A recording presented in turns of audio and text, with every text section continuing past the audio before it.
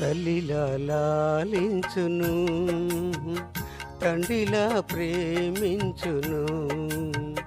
తల్లిలా లాలించును, తండ్రిలా ప్రేమించును. ముదిమి వచ్చు వరకు ఎత్తుకొని ముద్దాడును, చంకబెట్టుకొని కాపాడును. యేసయ్య తల్లిలా లాలించును, తండ్రిలా ప్రేమించును. తల్లిలా లాలించును, తండ్రిలా ప్రేమించును.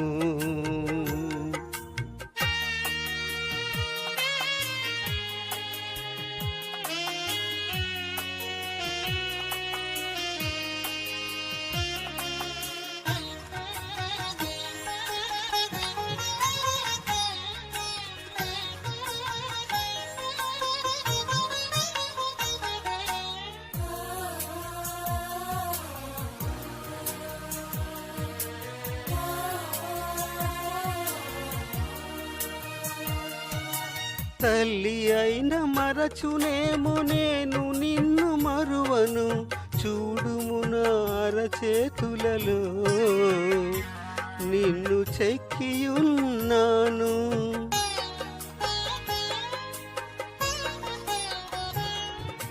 తల్లి అయిన మరచునేమో నేను నిన్ను మరువను, చూడుము నా అరచేతులలో నిన్ను చెక్కియున్నాను.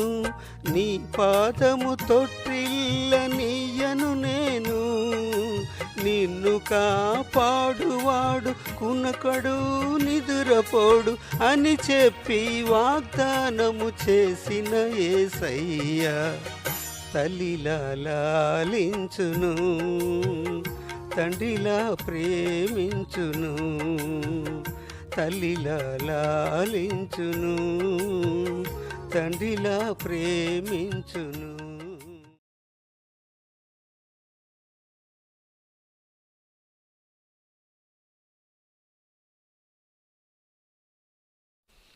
ప్రభువైన యేసుక్రీస్తు పరిశుద్ధ నామములో మీకు శుభాభివందనాలు తెలియజేస్తా ఉన్నాను. పత్మాసు ద్వీపంలో యోహాను ఎందుకు పరవాసిగా ఉన్నాడు? ఎందుకు ఉండవలసి వచ్చింది? నీకోసమే నేను మనవి చేస్తున్నాను. నేనేం చేశాను? నువ్వు దేవుని యొక్క ధర్మశాస్త్రము నీకు తెలియటం లేదు, నువ్వు ఎరుగుకున్నావని అంటాడు దేవుడు. ఇర్మియా గ్రంథంలో 8వ అధ్యాయంలో 7వ వచనంలో ఉన్న భాగాల్ని మనం చదివితే, ఆకాశములకు ఎగురు సంకుబుడి కొంగయేనను తన కాలం నెరుగును, తెల్లగొవ్వయు మంగలి కత్తిపెట్టయు ఓజ కొరుకును తాము రావాల్సిన కాలమును ఎరుగును. అయితే నా ప్రజలు యెహోవా న్యాయవిధిని ఎరుగరు. నా ప్రజలు యెహోవా న్యాయవిధిని ఎరుగరంట. ఎవరికి తెలుసు? ఆకాశానికి ఎగిరే సంకుబుడి కొంగకైనాను తన కాలం తెలుసు, తెల్లగువ్వ మంగళ కత్తిపెట్ట ఓదే కొరుకును తాము రావాల్సిన కాలం తెలుసును. అయితే నా ప్రజలు యెహోవా ధర్మశాస్త్రము ఎరుగుకున్నారు అని అంటాడు. ఆయన పాత నిబంధన 39 పుస్తకాల్లో నేను మీ కొరకు వస్తున్నాను, మెస్సీగా మిమ్మల్ని రక్షించడానికి వస్తున్నాను అని చెప్పలేదా? ఆయన కొరకు ఎదురు చూసిన వాళ్ళు నూతన నిబంధన 27 పుస్తకాలలో 4 సువార్తలకు కూడా నేను వచ్చాను అని చెప్పాడు. నమ్మేవా? లేదే. అయితే ఇప్పుడు ఆయన వస్తున్నాడు అని చెప్తున్నాడు. మొదట ఆయన వస్తాడు అన్నప్పుడు ప్రవచనాలు చెప్పలేదా?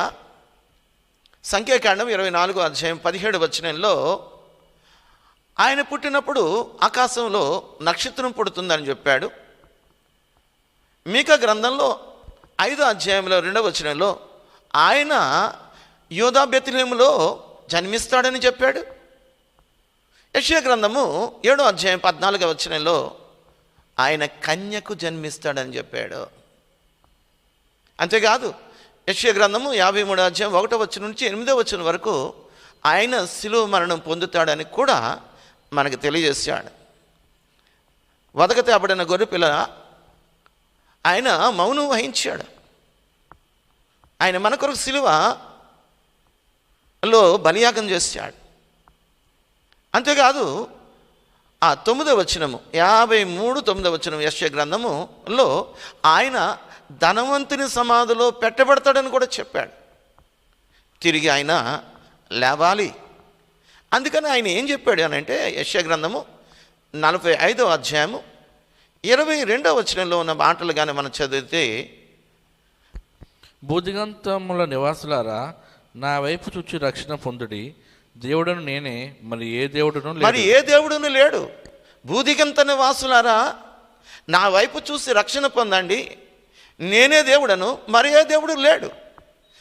దేవాది దేవుడు ముందుకుంటానే చెప్పాడు ఆయన సిలువలో వ్రేలాడుతాడని. ఆయన మరణించి తిరిగి లేచి ఆయన ఆరోహణం అవుతాడని కూడా చెప్పాడు. చెప్పకుండా ఆయన రాలేదు. ఆయన పుట్టినప్పుడు నక్షత్రము వెలుస్తుందని చెప్పాడు. ఆయన యూదా బెత్లెహేములో పుడతాడని చెప్పాడు. ఆయన కన్యకు జన్మిస్తాడని చెప్పాడు. ఆయన సిలువ యాగం చేస్తాడని, ఆయన చనిపోతే ధనవంతుని సమాధిలో పెడతాడని చెప్పాడు. ఆయనను చూసిన వాళ్ళు రక్షణ పొందుతాడని చెప్పాడు. మరి నూతన నిబంధనకు వచ్చేటప్పటికీ ఆయన వచ్చాను అని చెప్తున్నాడు. సువార్త 4 సువార్తలు కూడా నేను వచ్చాను అని చెప్తున్నాడు. మత్తయి సువార్త 2వ అధ్యాయం 2వ వచనంలో యూదుల రాజుగా పుట్టినవాడు ఎక్కడ, ఆయన నక్షత్రమును చూచి ఆయన పూజించడానికి వచ్చామని జ్ఞానులు రాజు దగ్గరికి వచ్చి అడుగుతున్నారు. ఆయన యూదా బెత్లెహేములో పుట్టాలి. లూకాసు వార్త 2వ అధ్యాయం 1వ వచనంలో ప్రపంచమంతా జనసంఖ్య రాయించాలని కైసరు ఔగుస్తు వలన ఆజ్ఞ పొందారు. అందుకని మరియ భర్త యోసేపు దావీదు పట్టణమైన బెత్లెహేమునికి ఆయన ప్రయాణమే వెళ్ళాడు. అక్కడ మరియా యేసుక్రీస్తుని కన్నది. ఆయన కన్యకు పుట్టాడు. దేవాది దేవుడు యూదా బెత్లెహేములో పుట్టాడు. ఆయన కన్యకు పుట్టాడు. మత్తయి సువార్త 1వ అధ్యాయం 16వ వచనంలో మనం చదివినట్లయితే ఆమె అందు యేసుక్రీస్తు జన్మించానని ఉన్నది. ఆయన చెప్పకుండా రాలేదు. ఆయన వచ్చిన తర్వాత ఇవన్నీ కూడా నీకు చెప్పాడు, అవన్నీ కూడా రాయబడ్డాయి. సరే, బాప్తిస్మం ఇచ్చే యోహాను అంటున్నాడు యోహాను సువార్త 1వ అధ్యాయం 29వ వచనంలో, ఇదిగో లోక పాపములను మోసుకుపోయే దేవుని గొర్రెపిల్ల. ఆయనకి ఎలా తెలుసు? అదే యోహాను సువార్తలో 1వ అధ్యాయం 33వ వచనంలో ఉన్న భాగాలను చదువుదాం.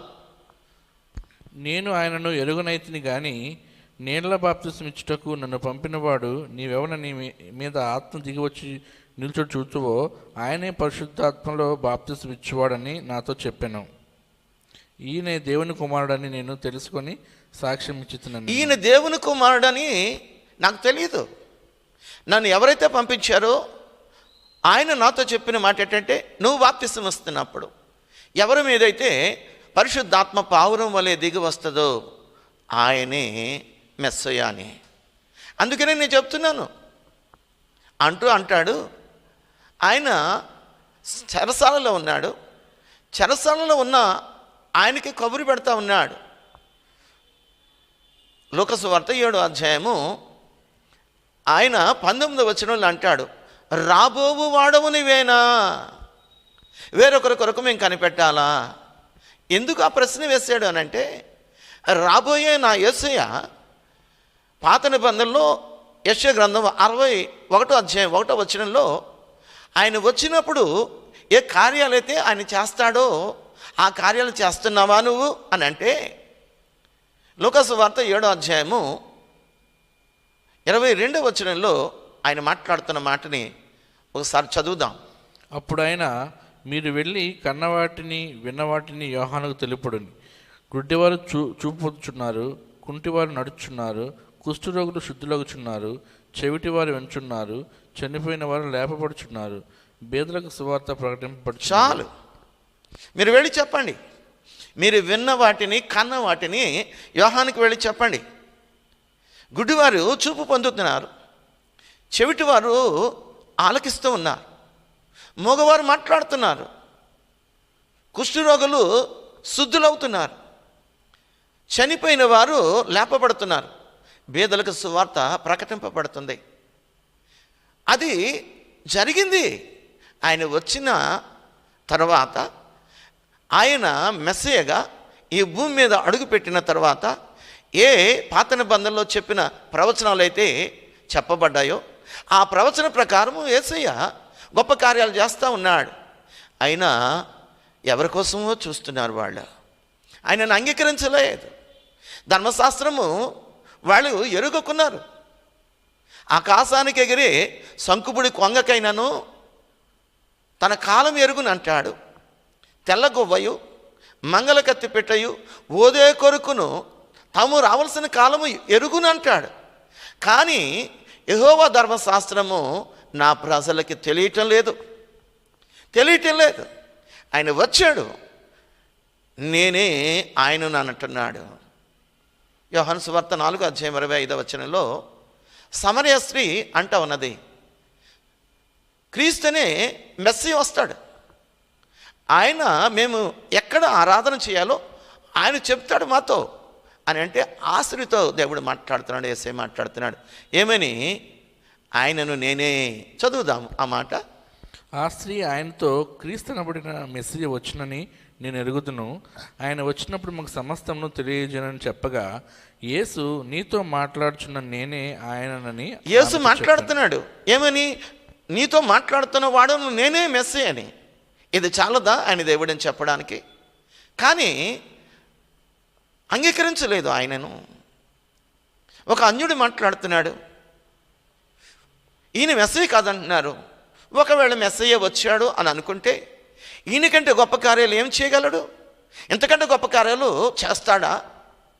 ఈయన మెస్సియా అని ఆయన కూడా చెప్తుంటే ధర్మశాస్త్రం ఎరిగిన వాళ్ళంట ఎరగనే వాళ్ళ వలె ఉన్నారు. వస్తానని ప్రవచనపూర్వకంగా చెప్పిన ఆయన ప్రవచన నెరవేర్పుగా ఆయన మాట్లాడుతున్నాడు.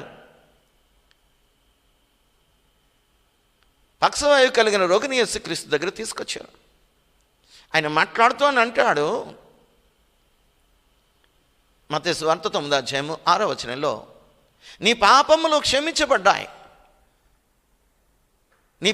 క్షమించబడ్డాయి అంటాడు పక్షవాయు గల రోగిని. అక్కడ ఉన్న పరిసయ్యులు శాస్త్రులు అంటాడు, దేవుడు తప్ప పాపాలు క్షమించేవాడు ఎవడు? మనిషి కుమారుడికి భూమి మీద అధికారం ఉన్నది, నేను దేవుడను అని ఖచ్చితంగా చెప్తున్నాడు. ఏది? నమ్మలేదే. ధర్మశాస్త్రము నీకు తెలిసినా నువ్వు నమ్మలేని పరిస్థితిలో ఉన్నావు. నమ్మేవా? అరణ్యములో మోషే ఇత్తడి సర్పాన్ని చేసి ఎత్తినప్పుడట దాన్ని నిదానించి చూసిన వాళ్ళు రక్షణ పొందారు. వాళ్ళు దేవుని వైపు చూశారు. కాబట్టి ఈరోజు దేవాది దేవుడు చెప్తున్నాడు. యోహాను సువార్త 3:15 సిలువ వేయబడిన యేసు వైపు చూసిన వాళ్ళు రక్షణ పొందుతారు అని అంటున్నాడు. చదువుదాము. అలాగే విశ్వసించు ప్రతివాడును నశింపక ఆయన ద్వారా నిత్యజీవం పొందినట్లు మనుష్య కుమారుడు ఎత్తబడవలెను. మనుష్య కుమారుడు సిలువలో ఎత్తబడ్డాడు. రక్షణ ఇవ్వడానికి ఆయన ఈ లోకానికి వస్తే ఆ రక్షకుడిని నువ్వు అంగీకరించలేదు. ఆయన నువ్వు చంపితే లేకపోతే మానవులు చంపితే చనిపోయాడు అనుకున్నావా? లేదు. నా ప్రాణము పెట్టుటకు నాకు అధికారం కలదు, తిరిగి దాన్ని తీసుకోవడానికి కూడా నాకు అధికారం కలదు. నువ్వేదో చంపితే ఆయన చనిపోయాడు అనుకోవడానికి ఆయన దేవాది దేవుడు. ఆయన దేవుడు, మానవుడు ఆయన దేవుడు. చదువుతావా? యోహాను సువార్త 10:18 గమనిద్దాం. ఎవడును నా ప్రాణం తీసుకొనడు, నా అంతట నేనే దాన్ని పెట్టుచున్నాను. దాన్ని పెట్టుటకు నాకు అధికారం కలదు, దాన్ని తిరిగి తీసుకున్నటకు నాకు అధికారం కలదు. నా తండ్రి వలన ఈ ఆజ్ఞ పొందితున్నాను. అది నాకు ఆజ్ఞ లేదనంటే నేను తండ్రి ఒకటే, నా ప్రాణం పెట్టడానికి నాకు అధికారం ఉంది, నా ప్రాణాన్ని తిరిగి తీసుకోవడానికి అధికారం ఉంది అంటే నేను దేవుడినని చెప్పటం లేదా? పాపాలు క్షమించేవాడు నేను అంటే దేవుడు నన్ను చెప్పటం లేదా? ఆ స్త్రీ అంటుంది మెస్సీ వస్తాడు, సమస్తము మాకు తెలియజేస్తాడంటే ఆయనని నేనే అంటున్నాడు అని అంటే నేను దేవుడు నన్ను చెప్పటం లేదా? ఆయన వైపు చూస్తే రక్షణ పొందుతారు అని యెషయా గ్రంథం 45:22లో చెప్పినట్టుగా ఇప్పుడు ఆయన ఎత్తబడతాడని చెప్పాడు. ఎత్తబడ్డాడు. సిలువలో ఉన్న ఆయన వైపు నువ్వు చూస్తే పాప క్షమాపణ మానవులకి ఇస్తానని, ఏమీ చేయక్కర్లేకండని, ఏది చెల్లించక్కర్లేకండని నీకు చెప్పలేదా? ఆయన ధర్మశాస్త్రం నీకు తెలియలేదు. ఆకాశానికి ఎగిరి శంకుపుడు కొంగకైనాను తన కాలం నెరుగునట, తెల్లగుబయు మంగళ కత్తి పిట్టయు ఓదే కొరకును తాము రావలసిన కాలం తెలుసుట, కానీ నా ప్రజలు యెహోవా ధర్మశాస్త్రము ఎరుగని వారయ్యారు. నిజమా? నిజమే అన్నట్టుగా ఉంది. తన ప్రాణము పెట్టడానికి ఆయనకు అధికారం ఉంది, ప్రాణం పెట్టాడు. ఆయన ధనవంతుని సమాధిలో ఆయన దేహాన్ని పెట్టారు. ఆయన చెప్పినట్టుగా తిరిగి లేచాడు. ఆయన ఒకరికి కాదండి.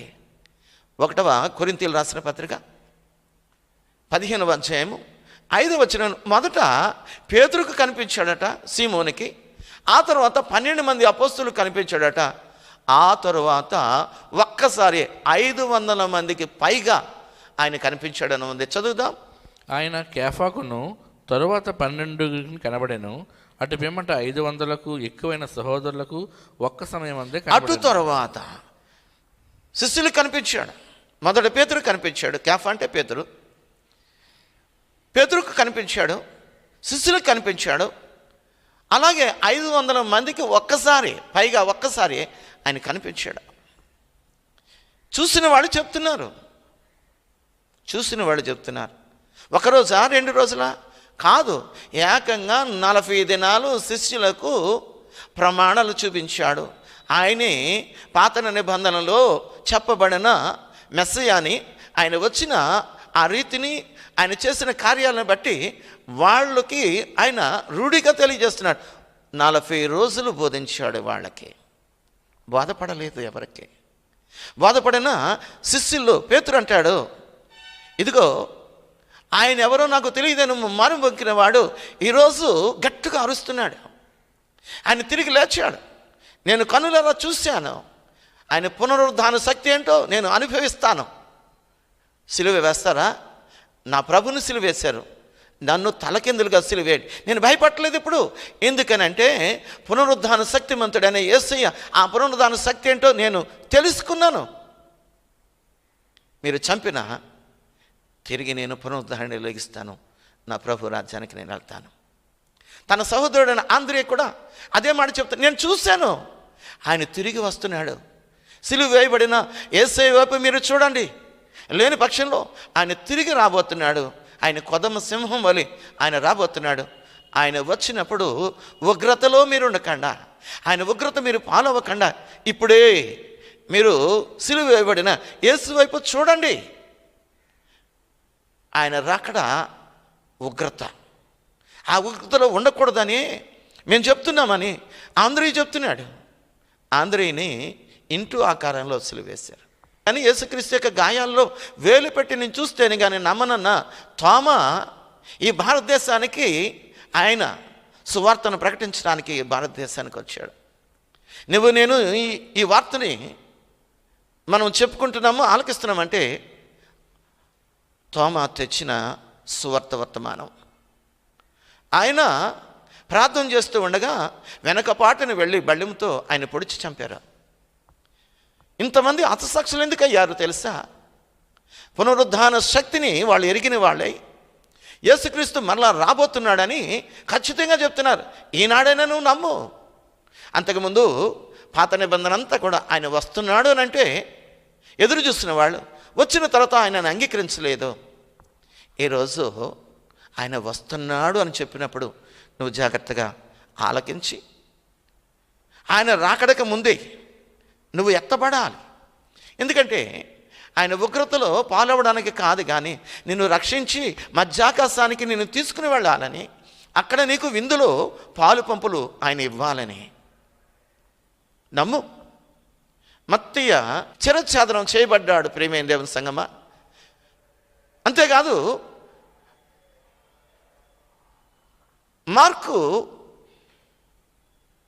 మార్కుని పట్టుకుని యేసయ్య వస్తున్నాడని చెప్పిన ఆయనను రథాలకి కట్టి ఈడ్చి చంపారు. లోకాన్ని ఒలీవల చెట్టుకి ఉరివేశారు.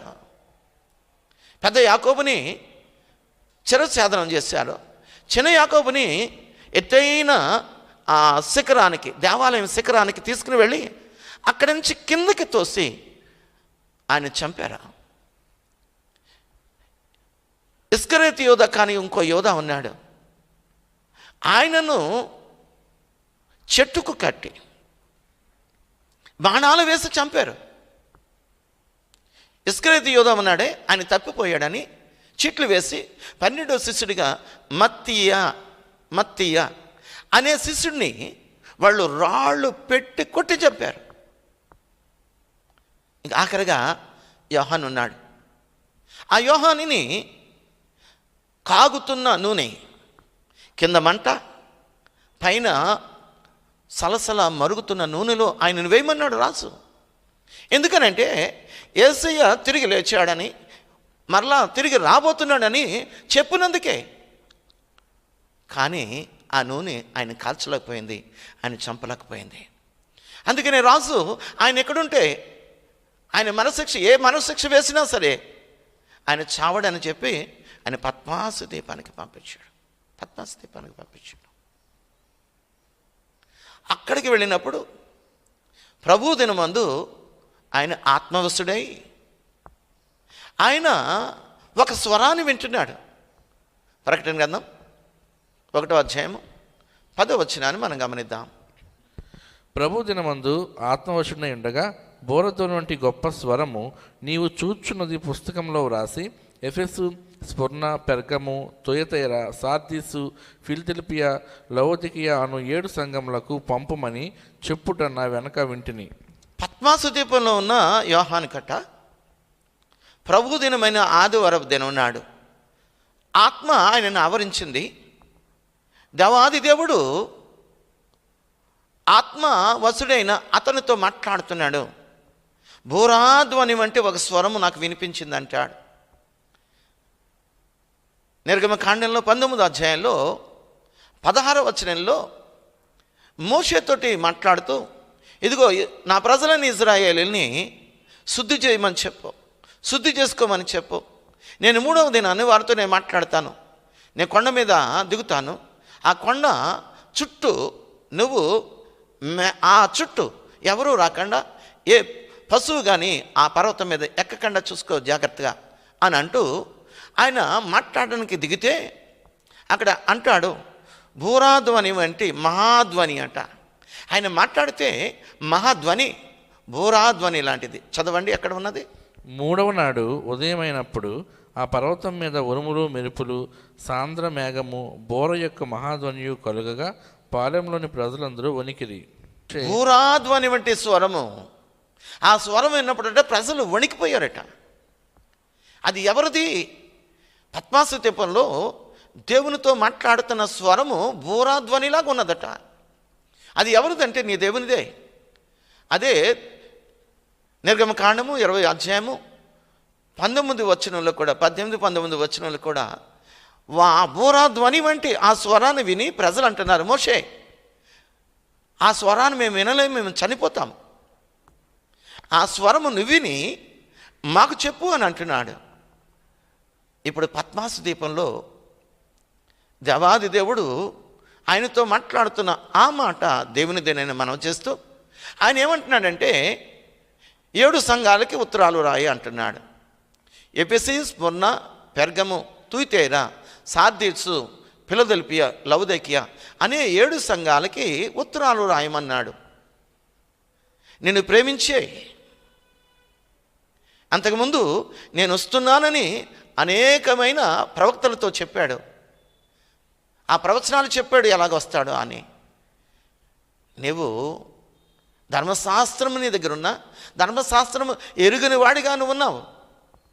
వచ్చిన తర్వాత అయినా సరే దేవాది దేవుడు చెప్తున్నాడు, ఇదిగో నేను వచ్చాను అని. ఆ సూచనలన్నీ చూపించాడు. ఆ నక్షత్రాన్ని చూసి జ్ఞానులు వెళ్ళారు ఆయన పూజించడానికే.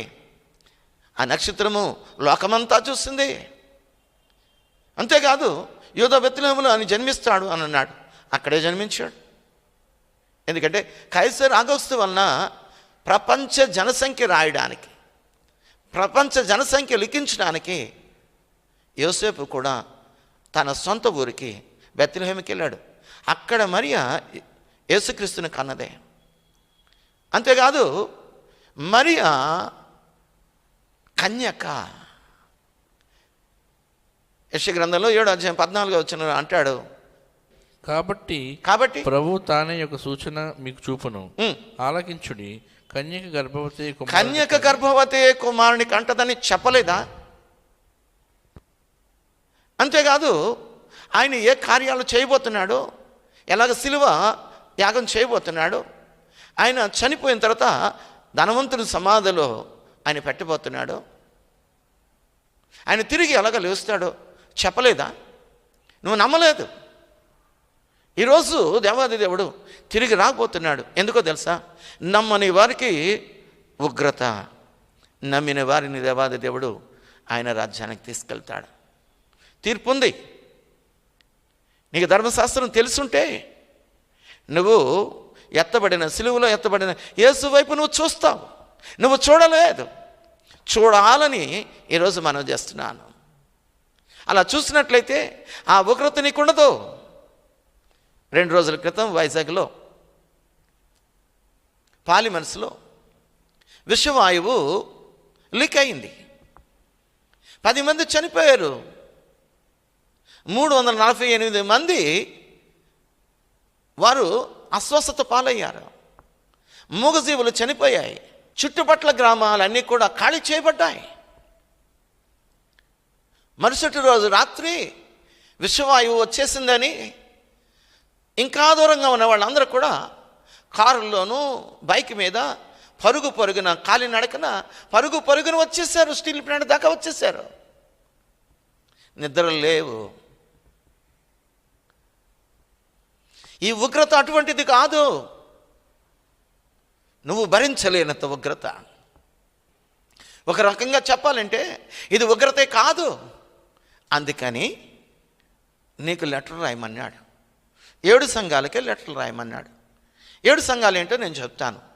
కానీ నువ్వు రక్షణ పొందాలి. లేని పక్షంలో నా ప్రభు అంతకుముందు గొర్రెపిల్లలాగా వచ్చి బలి అయిపోయినట్టుగా కాదు, కొదమ సింహం వలె రాబోతున్నాడు. ఆ ఉగ్రతలో నువ్వు ఉండకూడదని నేను నీకు మనవి చేస్తున్నాను. 2 చేతులెత్తి నీకు నమస్కారం చేస్తున్నాను. అంగీకరించావు. ఏమన్నాడు? ఏమన్నా తెమ్మన్నాడా? ఏమన్నా ఇమ్మన్నాడా? లేదే. ఆయన మాట నువ్వు వినమన్నాడు. ఆయన మాట వింటే నువ్వు రక్షణ పొందుతావు. ఆయన వైపు చూస్తే రక్షణ పొందుతావు. భూదిగంతని వాసులారా, నా వైపు చూసి రక్షణ పొందండి. దేవుడని నేనే, మరే దేవుడును లేడు అని అంటున్నాడు.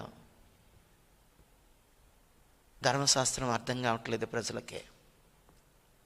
దయచేసి మీరు దేవుని వైపు చూడండి, రక్షణ పొందండి. దేవుడి మాటలు దీవించును గాక. ఆమేన్. తల్లిలా లాలించును, తండ్రిలా ప్రేమించును, తల్లిలా లాలించును.